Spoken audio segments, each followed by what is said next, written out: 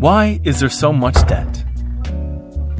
10 years before the financial crisis started, individuals and families in the UK had a total of £480 billion of debt. Since then, our debt has more than doubled. But who did we borrow all this money from? Was it from an army of grannies who have spent their whole lives putting money away for a rainy day? No. When you go into a bank and borrow a large amount of money to buy a small amount of house, that money doesn't come from somebody else's savings. It's just created out of nothing by the bank with a few taps on a computer keyboard. Sounds crazy, right? But this isn't some crime of the century. It's just the way the banks work.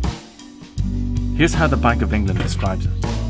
When banks make loans, they create additional deposits for those that have borrowed the money.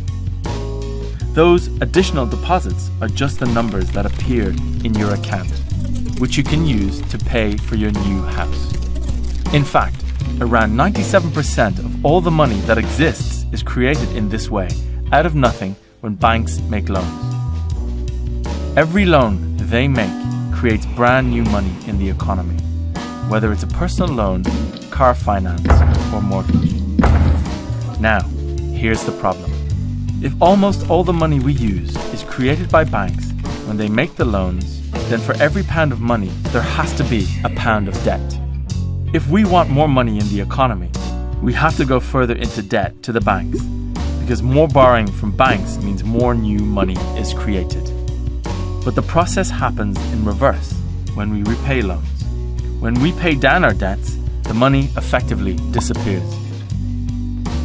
This makes it impossible for all of us to reduce our debts.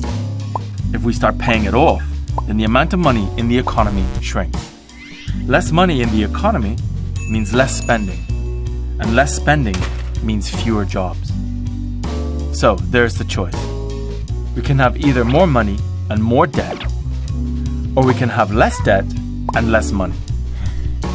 When the only way to get money into the economy is to borrow it from the banks that create it, then we'll always be trapped under a mountain of debt. But it doesn't have to be this way. If we took the power to create money away from banks, and instead have money created by a public institution that isn't chasing short-term profits, then this new money, as it supports jobs and the economy, could be used to pay down the debt.